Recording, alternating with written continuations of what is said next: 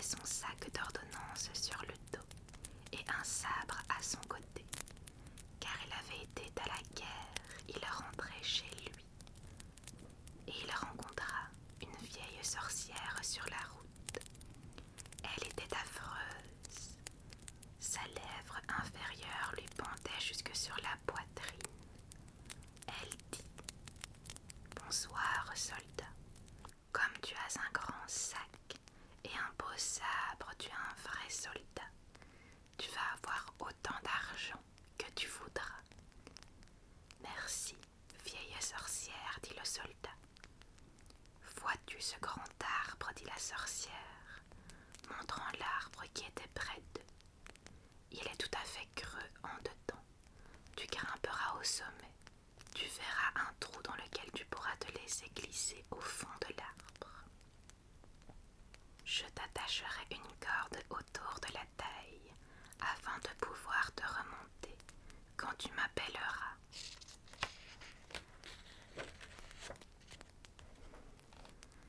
Qu'est-ce que je ferai au fond de l'arbre, demanda le soldat.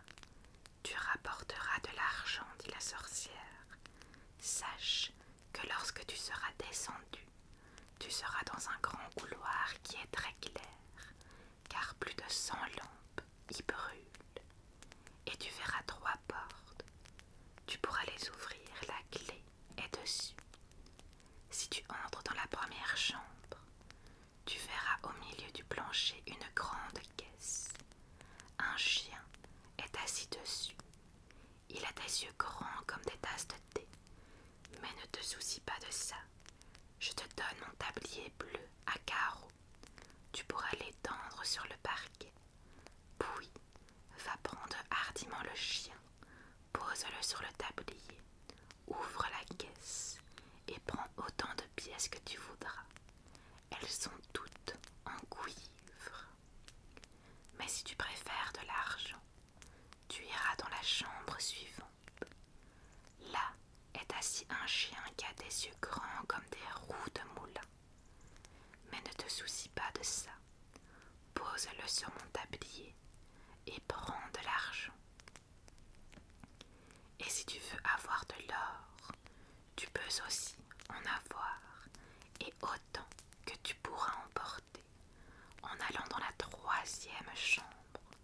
Seulement, le chien qui est assis là sur la caisse a 2 yeux, qui sont grands chacun, comme une tour ronde.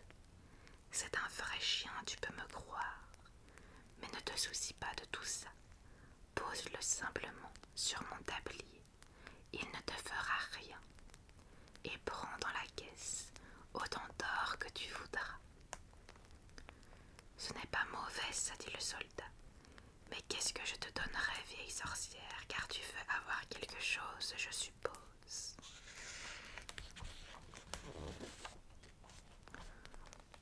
Non, je ne veux pas avoir un sou, dit la sorcière. Tu prendras seulement pour moi un vieux briquet que ma grand-mère a oublié la dernière fois qu'elle est descendue là. Eh bien, mets-moi la corde autour de la taille, dit le soldat. La voici, dit la sorcière, et voilà mon tablier à carreaux bleus. Et le soldat grimpa dans l'arbre, se laissa tomber dans le trou, et se trouva, comme l'avait dit la sorcière, dans le grand couloir, où brûlaient des centaines de lampes. Il ouvrit la première porte. Aïe, le chien était assis là, et le fixait avec des yeux grands comme des tasses de thé. Tu es un bon garçon, dit le soldat. Il le posa sur le tablier de la sorcière et prit autant de pièces de cuivre que sa poche pouvait en contenir. Puis ferma la caisse, remit le chien en place et entra dans la seconde chambre. Où là était assis le chien, aux yeux grands comme des roues de moulin. Tu ne devrais pas tant me regarder, dit le soldat. Tu pourrais en avoir mal aux yeux. Et il posa le chien sur le tablier de la sorcière, mais lorsqu'il vit les nombreuses pièces d'argent dans la caisse, il jeta bien vite toute la monnaie de cuivre qu'il avait et remplit sa poche et son sac avec l'argent seul, et il entra dans la troisième chambre. Non, c'était affreux. Le chien y avait réellement des yeux grands comme des tours rondes, et il lui tournait dans la tête comme des roues. « Bonsoir, dit le soldat, et il porta la main à son képi, car il n'avait jamais vu un chien pareil. Mais lorsqu'il eut un peu regardé, il se dit que c'était assez. Il le descendit sur le plancher et ouvrit la caisse. Non, sapristi, quelle quantité d'or! Il pourrait acheter avec tout ça Copenhague et les cochons en sucre des pâtissières. Tous les soldats de plomb, les fouets et les chevaux à bascule du monde. Oui, c'était une richesse. Alors le soldat jeta bien vite toutes les pièces d'argent dont il avait rempli ses poches et son sac, et prit de l'or à la place.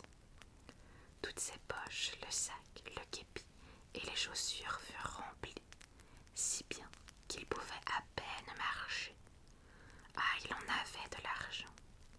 Il remit le chien sur la caisse, ferma la porte et cria dans le tronc d'arbre: « Remonte-moi donc, vieille sorcière. »« As-tu le briquet ?» demanda la sorcière. « C'est vrai, dit le soldat, je l'avais oublié, et il alla le prendre. » La sorcière le remonta, et il fut de nouveau sur la route, les poches, le sac, les souliers et le képi, plein de pièces d'or. « Qu'est-ce que tu veux faire de ton briquet ?» demanda le soldat. « Ça ne te regarde pas, dit la sorcière. Tu as de l'argent maintenant. Donne-moi seulement le briquet. »« Ta, dit le soldat. Veux-tu me dire tout de suite ce que tu veux en faire, ou bien je tire mon sabre et je te coupe la tête. »« Non, dit la sorcière.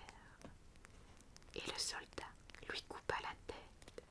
Elle était par terre tout de son long, mais il serra tout l'argent dans son tablier, qu'il mit comme un paquet sur son dos, fourra le briquet dans sa poche et alla droit à la ville.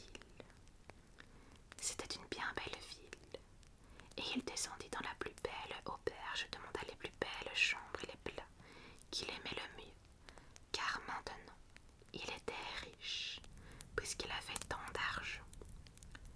Le garçon qui devait cirer ses souliers trouvait bien qu'un monsieur si riche avait de drôles de vieux souliers, mais le soldat ne s'en était pas encore acheté de neuf. Le lendemain, il eut des souliers pour marcher et des vêtements superbes. Il était devenu un monsieur élégant, et on lui parla de tout ce qu'il y avait de beau dans la ville et du roi, et on lui dit combien était gracieuse la princesse fille du roi. « Où peut-on la voir ?» demanda le soldat. « On ne peut pas du tout la voir, répondit-on. Toujours elle habite un grand château de cuivre, avec tant de murs et de tout. Nul autre que le roi n'a ses entrées libres chez elle, parce qu'il a été prédit qu'elle épousera un simple soldat. Et le roi ne veut pas de ça. Je voudrais bien la voir, se dit le soldat, mais c'était tout à fait impossible. Et il vécut gaiement, alla au théâtre, roula en voiture dans les jardins du roi, donna aux pauvres beaucoup d'argent, très gentiment. Il savait bien par ses souvenirs d'autrefois combien les pauvres ont de peine à posséder quelques sous. Il était riche et bien habillé. Il eut alors de nombreux amis qui disaient tous qu'il était un charmant homme et un vrai gentilhomme. Et cela lui faisait plaisir.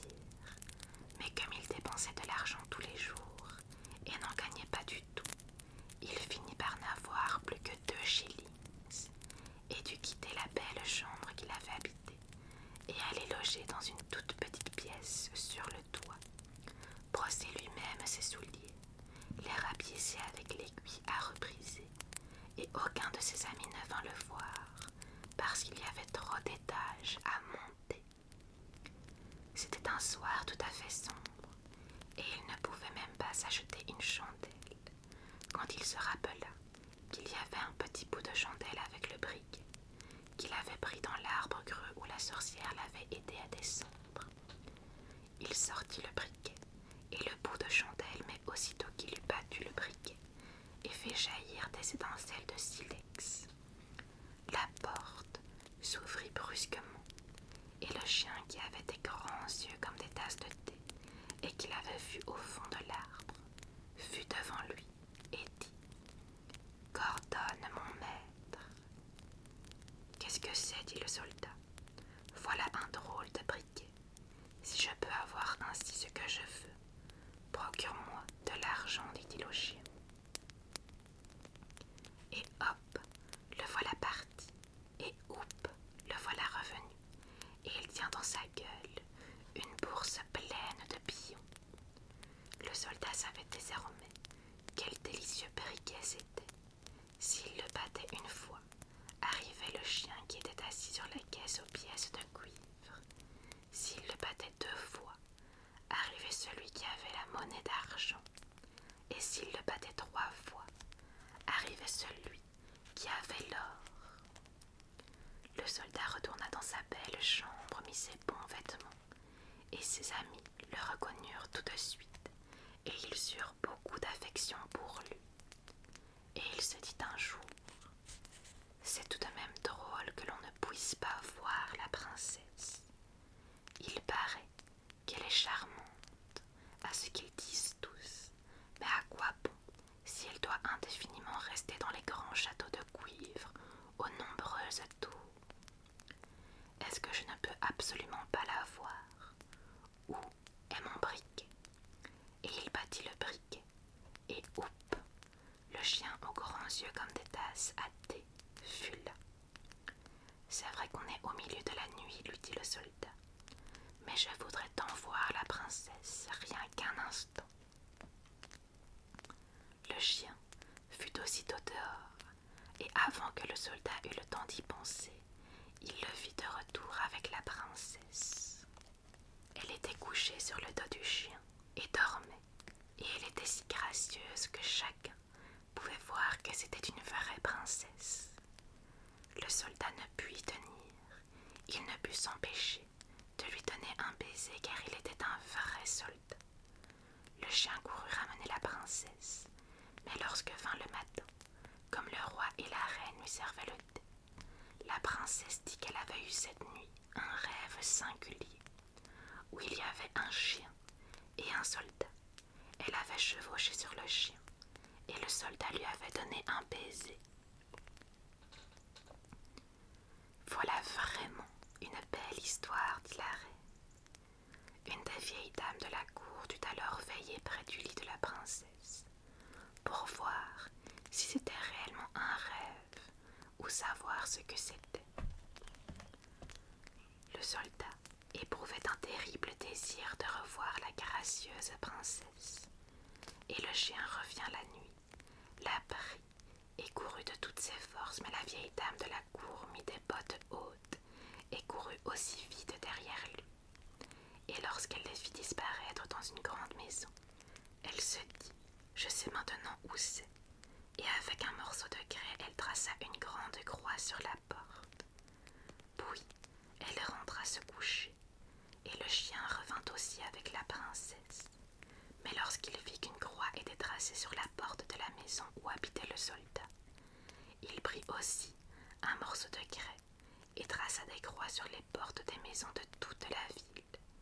Et c'était malin, car la dame de la cour ne pouvait plus trouver la porte exacte, puisqu'elle portait toutes des croix. Le matin de bonne heure, le roi et la reine, la vieille dame de la cour et tous les officiers sortirent pour voir où la princesse avait été. « C'est là, dit le roi, lorsqu'il vit la première porte avec une croix. « Non, c'est là, mon cher mari, dit la reine qui voyait la seconde porte avec une croix. « Mais en voilà une, et en voilà une, dirent-ils tous en montrant les portes où il y avait des croix. Et ils comprirent bien qu'il était inutile de chercher. Mais la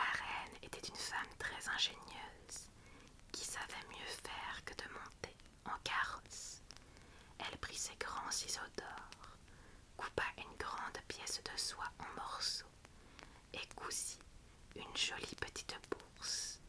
Elle la remplit de farine de blé noir très fine, l'attacha au dos de la princesse, et lorsque ce fut fait, elle tailla un petit trou dans la bourse de façon que la farine pût se répandre le long du chemin que suivrait la princesse. Le chien revint la nuit, prit la princesse sur son dos et courut avec elle chez le soldat qui l'aimait tant et qui aurait voulu être prince pour en faire sa femme. Le chien ne s'aperçut pas du tout que la semoule se répandait depuis le château jusqu'à la fenêtre du soldat, où il grimpait les murs avec la princesse. Le matin, le roi et la reine virent bien où leur fille avait été. Ils prirent le soldat et le mirent en prison. Il était là, oh, comme c'était sombre et lugubre, et on lui dit: demain, tu seras pendu.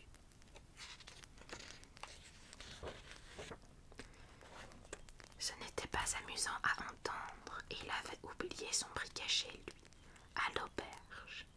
Le matin, entre les barreaux de fer de la petite fenêtre, il put voir les gens qui se dépêchaient de sortir de la ville pour aller le voir pendre. Il entendit les tambours et vit les soldats marcher en cadence. Tout le monde courait. Il y avait aussi un apprenti cordonnier en tablier de cuir et pantoufles, qui galopait si fort qu'une de ses pantoufles sauta en l'air droit contre le mur où le soldat regardait entre les barreaux de fer. « Hé, apprenti cordonnier, ne te presse pas tant, lui dit le soldat. Il ne se passera rien avant que je sois arrivé. Mais ne veux-tu pas courir à la maison que j'habitais et me rapporter mon briquet? Tu auras 4 shillings, mais il faut prendre tes jambes à ton cou. » L'apprenti cordonnier voulait bien avoir les 4 shillings et partit comme une flèche chercher le briquet, le donna au soldat et, oui, on verra bien. En dehors de la ville était maçonné un grand gibet. Tout autour se tenaient les soldats et des centaines de milliers de gens. Le roi et la reine étaient assis sur un superbe trône, en avant des juges et de tout le conseil.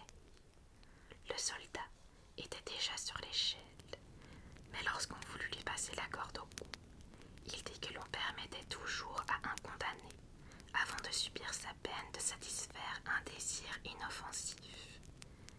Il aurait voulu fumer une pipe. Ce sera la dernière pipe qu'il fumerait en ce monde. Le roi ne voulut pas lui refuser cela, et le soldat prit son briquet et battit le briquet 1, 2, 3, et tous les chiens furent là, celui aux yeux grands comme des tasses de thé, celui aux yeux grands comme des roues de moulin, et celui qui avait les yeux grands comme des tours rondes. « Aidez-moi maintenant à ne pas être pendu, dit le soldat. Et les chiens se précipitèrent sur les juges, et tous les membres du conseil saisirent l'un par les jambes et l'autre par le nez, et les lancèrent en l'air à plusieurs brasses de hauteur, si bien qu'en retombant ils furent brisés en morceaux. « Je ne veux pas, dit le roi, mais le plus grand chien le prit, lui et la reine, et les lança à l'air à leur tour. Alors les soldats furent effrayés, et tout le monde s'écria: « Petit soldat, tu seras notre roi, et tu auras la gracieuse princesse. » Et ils placèrent le soldat dans le carrosse du roi, et les 3 chiens dansèrent devant, et crièrent hurrah, et les jeunes garçons poussèrent des acclamations, et les soldats présentèrent les armes. La princesse sortit du château de cuivre et devint reine, et elle en était bien contente. Les noces duraient 8 jours, et les chiens se mirent à table et roulèrent de grands yeux. Voilà les amis, pour cette histoire de Hans Christian Andersen, le briquet. J'espère qu'elle vous aura plu et qu'elle vous aura permis de vous relaxer. Sur ce, je vous souhaite de passer une très très bonne nuit Et nous, on se retrouve à la prochaine vidéo.